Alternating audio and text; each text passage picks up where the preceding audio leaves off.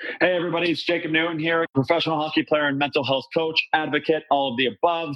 My good buddies over at Sports Epreneur and I did a podcast together about a year ago, and ever since then, we've been keeping in touch, creating content podcasts now. So if anybody out there is interested in doing the same, having their own podcast or want some type of content creation, don't hesitate to reach out to those guys at Sports Epreneur. They are willing and able to help you out. And after listening, don't hesitate in leaving a review, and then you'll get much more access to all of my content across the Sports Epreneur platform.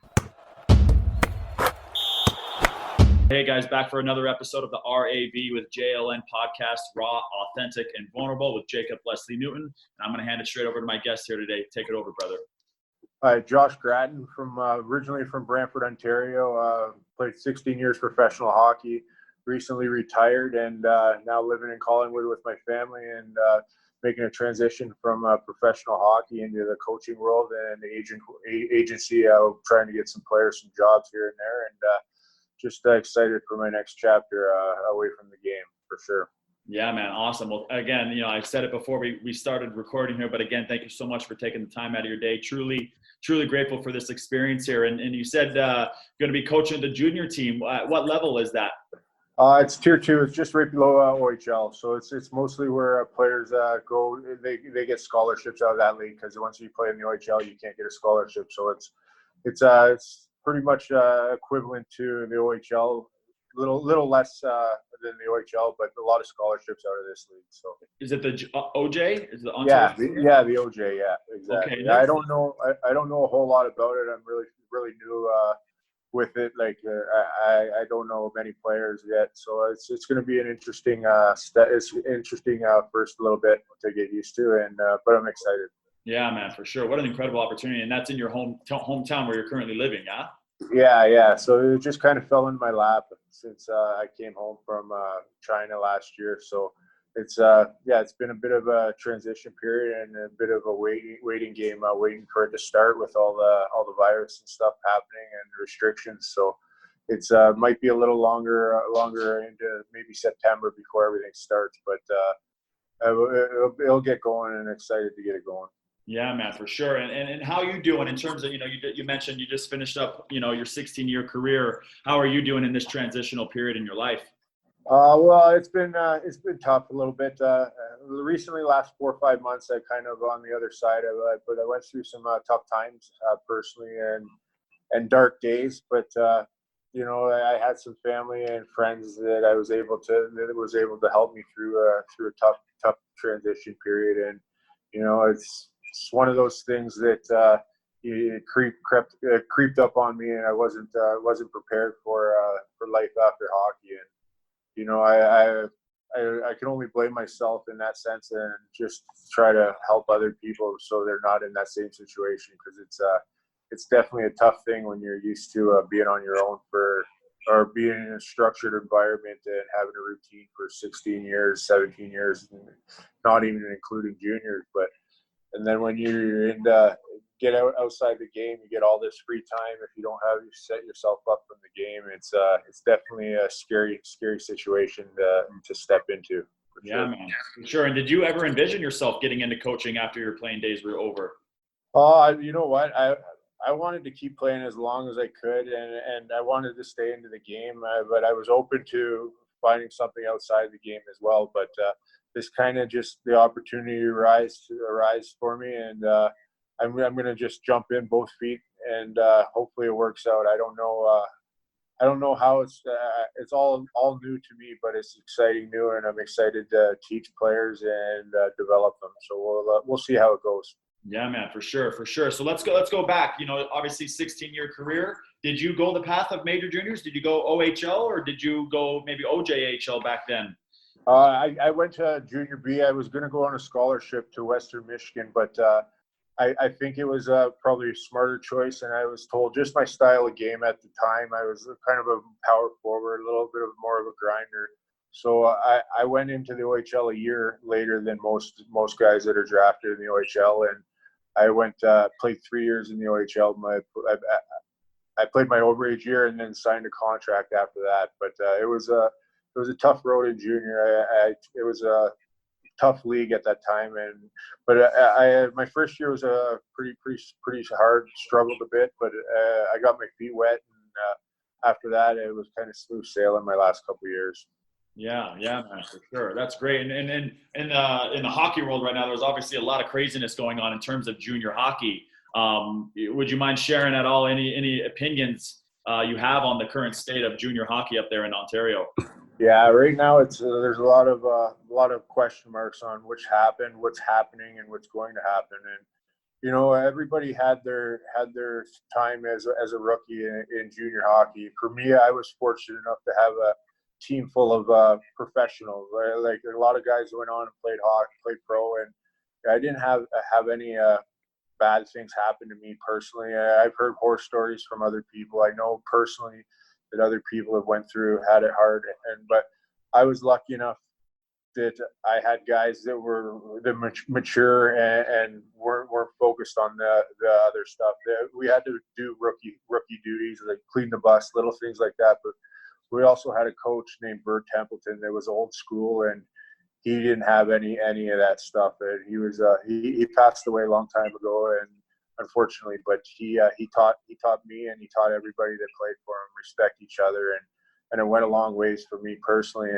And as I grew up or grew into a veteran into the league, I treated the rookies the same way I got treated. And I think that's kind of what happened in a lot of other places. If rookies got treated bad, they would be the next year they would treat other rookies bad, and it would get worse and worse. And there's no excuse, and there's no need for hazing in the game. And I know it happens, and it happens everywhere, not just hockey, but it's got to stop. And I know Dan Carcillo's filed a class action lawsuit. He's a good buddy of mine, and I don't really talk to him about this stuff. It's his business. And yeah, me and Carbom we were good buddies. I know him. I played with him in Phoenix, and his class action lawsuit there. We don't talk about that personally, but the stuff that he had to take as a rookie, there's no excuse for it. So it's his business, but I support him and all those guys that had to go through that, because there's no excuse to have that in our game, and there's got to make a change, and it's got to change sooner than later for sure. Yeah, man, for sure. I think back to, my, quote unquote rookie season in junior hockey. I was playing in the North American Hockey League down in Frisco, Texas. And it was a team that was very notorious for like a party lifestyle, party culture. And man, I think back to the things I endured as a rookie, and just kind of that culture in the locker room that, we didn't really have a voice at all. And then I think back now to my freshman year in college. I went to school at Northeastern University in Boston, and our coach, very old school guy, Greg Cronin, maybe you know of him, played against teams that he coached, and he was very much, like fuck that, because if these freshmen coming in are better than you seniors, what right do you have to do anything to these guys, But yeah, no. So where did you sign out of the OHL? Did you sign straight up to NHL or? No, I actually went to the East Coast League in San Diego, of all places. It was awesome there, yeah. But I had a good coach there that just signed me. I didn't have any idea that I was going to play in the NHL. I went to training camp in Cincinnati that year, and then I got sent down to East Coast League, and I got called up 30 games in and never looked back really after that.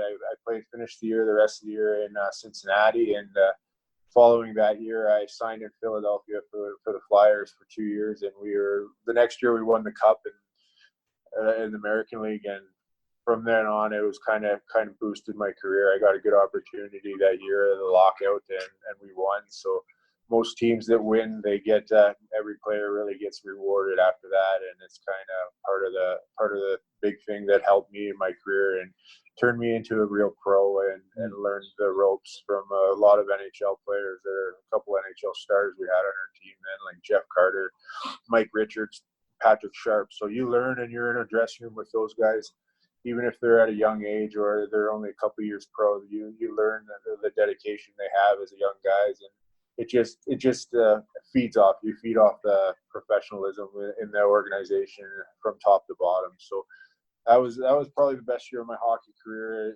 just learning wise and winning. And everybody loves winners, and everybody loves to win. So it was just all around a good year for everybody there. Yeah, man. And what lockout was that? The 2004? Yeah, 2004, 2005. Yeah. Okay. And where were you guys that year? We were right in Philadelphia. We had their farm team was in the they had practice rink was attached to the Flyers, like the NHL team. So they were always around. We always seen the NHL guys all around. So it's just they ran a really good program when they had the American team right in Philly. Yeah, for sure. And then, going back to your career here, I think most people would know you more as that enforcer role on the teams that you played on, but you spoke a little bit about being that more power forward. And I know from experience of playing against you that, man, you can get going out there, So did you ever envision again, that your career would lead you down that path of being that enforcer? Or was that something that was, maybe outside of your radar? I always knew that I was going to have to fight just the way I played, but I never envisioned, and I never loved the title enforcer. I never loved just going out to fight. I would do it to protect my teammates. I do it for a reason, but I hated those stage fights. I never liked having to know that I was going to fight in a game, but that kind of came with the job. That if you're playing on the fourth line, you're going to do anything to stay in the lineup, and if that's to go out and fight a guy, it's going to keep you in the lineup, then so be it. I would do whatever it took for the team or to keep my job. So being a enforcer wasn't something that I went out to be, but I took a lot of pride in protecting my teammates, and that's just the way what came with the job, and to make it to the NHL, that's what I had to do, and I took it and I ran with that. And sometimes I regret it, sometimes I don't, but I got to play a hockey game. I got to play game in it for a living, and I got to play in the NHL and live out my childhood dreams. So I wouldn't regret it or take back anything, Yeah, man. Going back to what you said, like things that you had to do, I would almost like view it things that you got to do, because I know for myself, man. Thinking back to my life experiences, being sexually abused as a child, like there was just no way that I was going to be able to be that player. Maybe I'm big, hell, I'm 6'3", I'm 210, 205, like I'm a big boy, but I always had this underlying fear. So did you ever experience any type of fear, going into games, looking at the roster, seeing, the guys that you're going to be playing against, kind of knowing, well, fuck, if something goes down tonight, I got to be the one to step up? Was there ever any fear present? Yeah, plenty of times. There wouldn't be fear. It would be just wanting to get it over with when I knew those kind of things. I was going to happen no matter what. I would think about it, but I would be more scared to let my teammates down than getting beat up. I wasn't ever afraid of getting hurt. I was afraid of more being embarrassed in front of my hometown or my home team. Like there was more fear of embarrassment than fear of getting injured or anything like that. Because you never want to let your teammates down. And that for me, I would be thinking about it. And there'd be guys that I know are going to have to fight that I know I was going to lose. I just want to show up or get it over with. And it's a tough job. I wouldn't wish it upon anyone, but that being said, I got to, like you said, I got to play in the NHL. I was fortunate enough there's lots of guys that did the same job I did, and with the exact same skill, if not more skill, that didn't make it or didn't get a chance, and would give their left foot to be there and have a chance to do it. So I'm fortunate enough that I got to do it. And I'm so grateful that I got the opportunity to play in the NHL and live out my dream. That's one of the biggest things I think I'm grateful for every day. Yeah, man, that's it. So inspirational, man. I think back to my first year, I was with Anaheim. I had an unreal camp, got sent down the day after scoring a goal and an assist in my first preseason game. And then I went to Syracuse where we were playing, and it was almost like the team kind of wanted me to take on this other role of being more of a stay-at-home defenseman. I'm very offensive, being that more bruiser, and it was just not something that I was willing to take on. I was so stubborn and thinking, you know what, these are the skills that got me to this level. Why am I going to change now? But obviously for yourself, again, finding that so inspirational, because again, I didn't have that switch. I didn't have that, feeling of fuck, this is what I have to do. I get to do this. And maybe had I had that, then maybe I could have found myself having a career in the NHL, so man, props to you, undoubtedly. But again, going back to these nights when, again, you knew there was maybe something that was potentially going to happen. Did you have any type of routines, mental things that you would maybe go through for yourself to psych yourself up, to get yourself into that mental state to go out there and the gloves? Not so much that, but it would be after the fights. I would probably like. I'm not a proud thing to admit, but I was self-medicate. Like after games, I would take pills like just when I'm sore hands, just beat up body.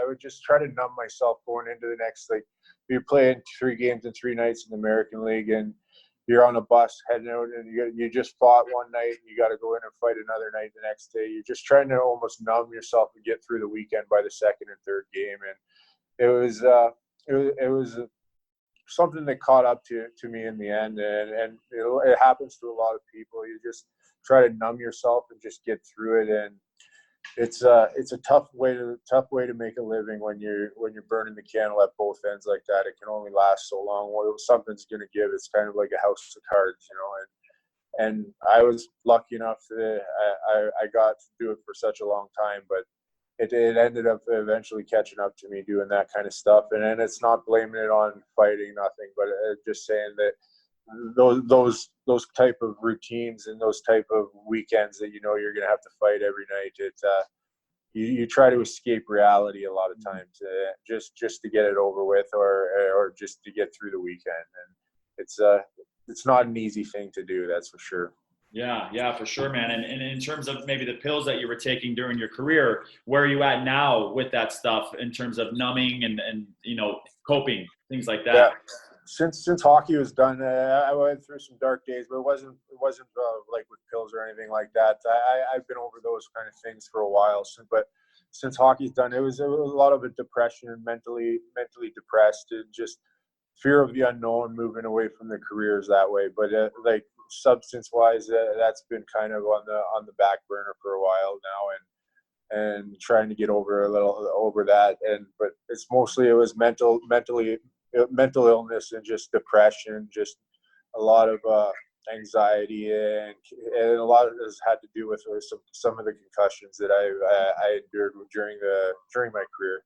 So and I didn't personally take care of my body like towards the end of my career. So I recently, the last like 6-8 months, I've seen some proper doctors. I've been diagnosed with proper, like, plant medicine is what I've been using, and I've had some good buddies like Riley Cote that I played with. He's big into plant medicine, and he's helped me out and directed me the right way. And he has a CBD company with Body Check Wellness, and I've been using his supplements for the last 4 or 5 months, and it's really helped. So I'm on the other side of the darkness in that sense, and I owe a lot to Riley, and I owe a lot to my family and friends for helping me through those days. But yeah, on the other side of it now, for sure.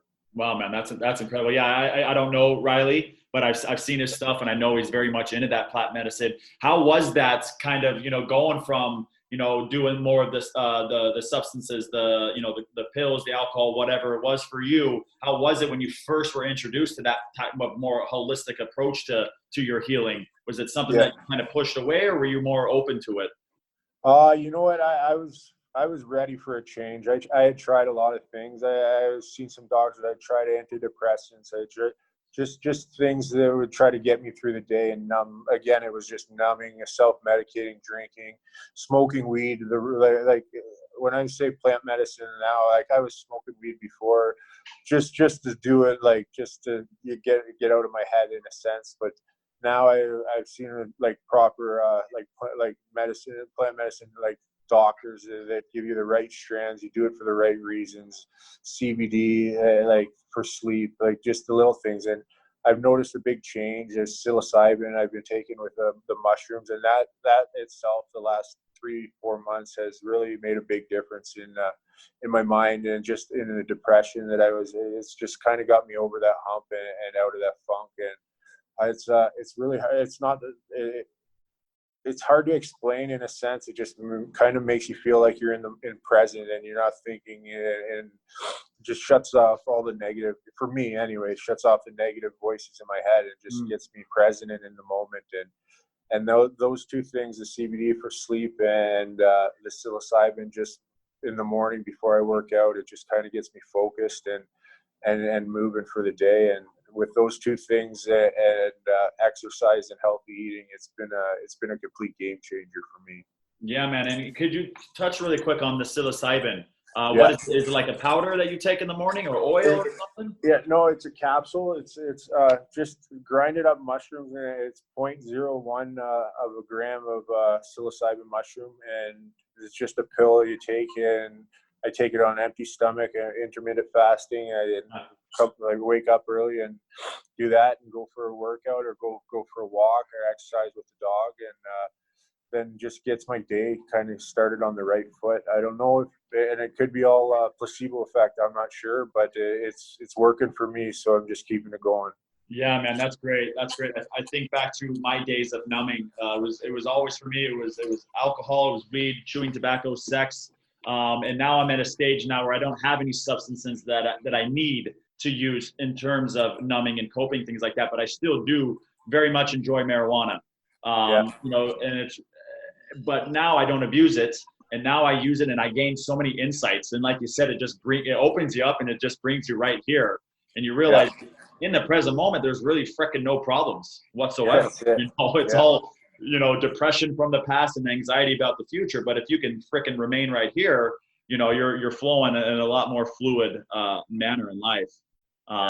That's exactly the way I feel on that matter as well. And like you said before, like I would do it for escapism, not even escapism, just to get out of my own head. And now when I do smoke or a little bit of marijuana or take the CBD, it's for a reason, and it's not to abuse it, it's not to mistreat it or take advantage of it.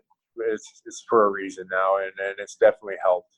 Yeah, man. And one thing I talk a lot about is that we as humans, we don't have the ability to choose which emotions, which feelings that we're numbing, right? So we might be boozing, we might be smoking, and, you know, the after effect is going to be us giggling, us laughing, partying, having a good time, but that's not our natural self, smiling, partying, raving, whatever. That's the alcohol talking, that's the weed talking, you know? So I think it's very important for people to try and get out of that kind of habit almost, to always be numbing, always turning to their vices. And it's not always substances. It can be our phones. You know, you start feeling a negative emotion, you instantly pick up your phone, and now your mind is elsewhere, instead of where it needs to be to maybe go down a path of some type of healing. You know, exactly. And what type of workouts are you into now? And you know, not obviously now that your playing days are over. You know, I try to do a mix of everything. Olympic lifting. I try to a lot of running and a lot of cardio. Just functional movements. Like nothing crazy and not for a specific reason, but just try to keep functional. A lot of yoga. Just as I'm getting older now, I just try to be as flexible and as functional as I can, and just eat. And for me, it's a lot of eating healthy and that's a big step for me, is when I'm eating healthy and my mind feels fresh and clear, and my body feels fresh and has a lot more energy. But workout wise, it's just functional movements and yoga, a lot of yoga. Yeah, man. And was that something that you had with you in terms of your career, or was this just now after? No, I was always pretty into yoga. My last 5-10 years, I would do hot yoga, but more for a workout, not so much for the mindfulness that I do it more now for the mindfulness and spirit, like just clear my mind and the quietness I do. But before, like while I was playing, it would be hot yoga for a workout, just to get a good sweat. But it's for a different reason now. It's a little more enjoyable now. And any meditation? You meditate at all? Oh, I try, but as I've noticed, the last couple months have been a lot better. When I would try to meditate before, I was a little better than I am now. The concussions, my mind would race, and I didn't really like to be in my own head when I was dealing with like the dark days and the concussion, post-concussion syndromes and all that. So now it's a slow process, but I'm getting better at meditating. I'm enjoying it a little more, but still definitely a lot of room for improvement in that aspect of my life. Yeah, man, that's great. Have you ever heard of Wim Hof? No. Yeah, so he created this like different type of breathing technique And I came across it, I would say maybe 2.5 years ago, 2 summers ago. And that, along with switching to strictly plant-based nutrition, vegan, I haven't been sick now in over 3 years. Oh, wow. So I wanted to ask, if you've heard of that, and if not, suggest you give it a try. He's got an app. It's a whole tutorial. It's kind of like almost like a hyperventilation for 30 rounds. And then you exhale at the end of that 30th round, and then you hold your breath with no oxygen in your system. Wow. And it's fascinating how long you can hold your breath for. I was doing it. The highest I got up to when I first started doing it was like 2 minutes and 45 seconds. And then I kind of got away from it, and now I'm back on doing it daily. Yeah. And then today was the first time I was able to get back up to over 2 minutes. And it's just like, what the hell? I've fully exhaled. And so I've got nothing in there. And it's the science behind it now.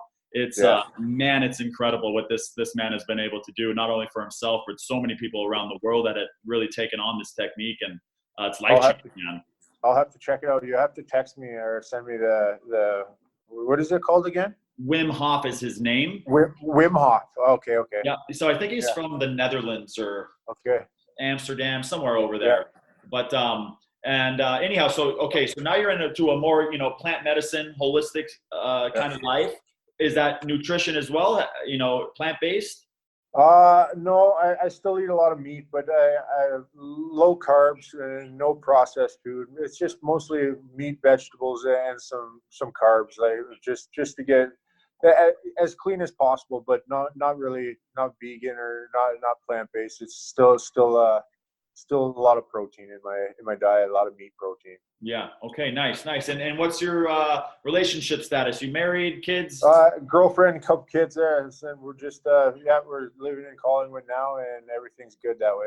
Yeah. No, that was a pretty random question. Yeah. That's all good. But man, I mean, honestly, for myself, I don't have anything else coming to mind. In terms of mental health, maybe you have any advice, suggestions for anybody that's going to be listening to this?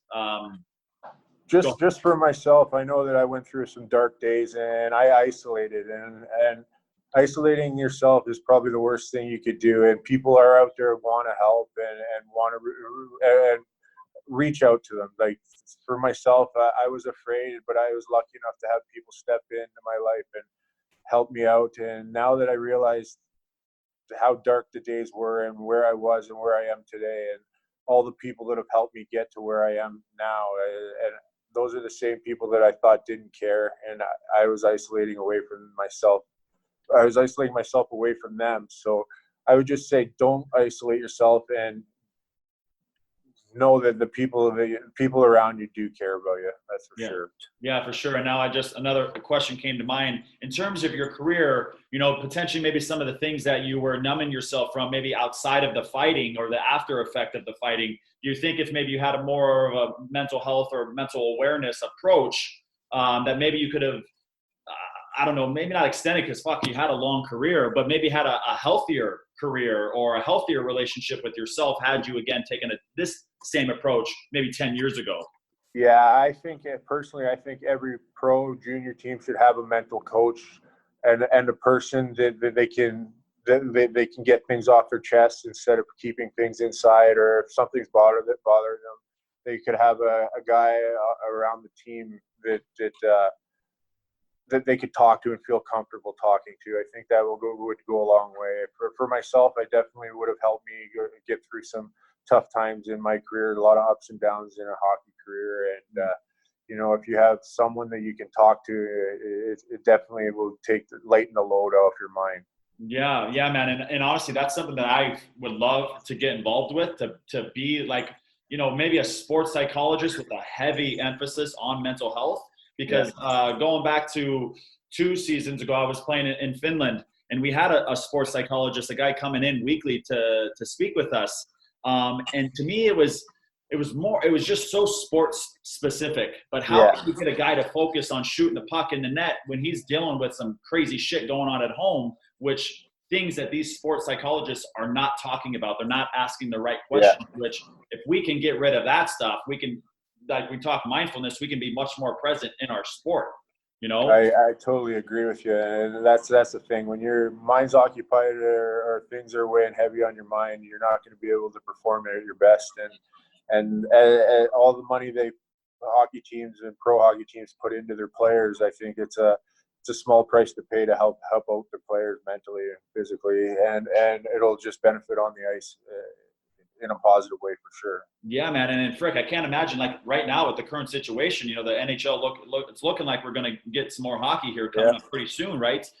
But man, these guys have all been in isolation essentially for the past 4 or 5 months. There's going to be some of them that are struggling, you know? And again, hockey is going to be a numbing for them in a lot of senses, right? Healthy coping mechanism, but it's still, there's underlying issues here. And I just hope so much, like you said, that, you know, some of these teams are taking that into consideration, where I think this whole situation, the COVID-19 situation, is kind of bringing mental health to the forefront of everybody's awareness, you know? I think it could have been. I think now is best time. More people need it more now than they ever have, for sure. Absolutely. Oh shoot, I remember this was one thing that I wanted to bring up. This is going to be completely off topic from what we've been talking about, but so you played in Finland, I played in Finland. You were playing with Pori Asat, I was playing with Boston Sports, and I'll never forget this because I know who you were. I know that, frick, I would never fight you in a million years, but you did ask me to fight one day. I remember because you're the only big import and we were getting beat. Yeah, I remember. Like, I'll never forget it because it was and I'm not a physical player. I was finesse offensive defenseman, but our golden helmet guy, puck went up in the air. He jumped in the air to grab it. Hanson from your team levels him midair. And again, I was right there, and I was thinking, wait, even I won't stand for that. And so I went, and I was actually freaking so pumped for myself that I put him down. And I was like, oh, fuck, Gratz is on the ice right now. Fucking here you come. And thank you so much, man, for just accepting my no and moving on. You know? You went on his score that night, and I was on the ice. You gave me a minus. Oh, like, damn, I should have taken it off. Oh, that's too funny, man. Again, man, freaking so grateful for this experience, and it's even like we're going to be connected for a lot longer now through this thing that I don't think we're allowed to talk about quite yet. So, you know, we'll announce that at a later time. But man, I think we're going to have many more conversations to be had here. But in terms of like social media or anything, if you'd be willing to share, if there's anywhere somebody can find you. Gratz24 Instagram handle, and that's pretty much it. Same thing with Twitter, but I don't really use it that much. So Gratz24, GRATTS 24. Boom. There we have it, brother. Okay, again, thank you so much, brother. Awesome. Thanks, bro. Have a good one. Thank you. Yeah. Later.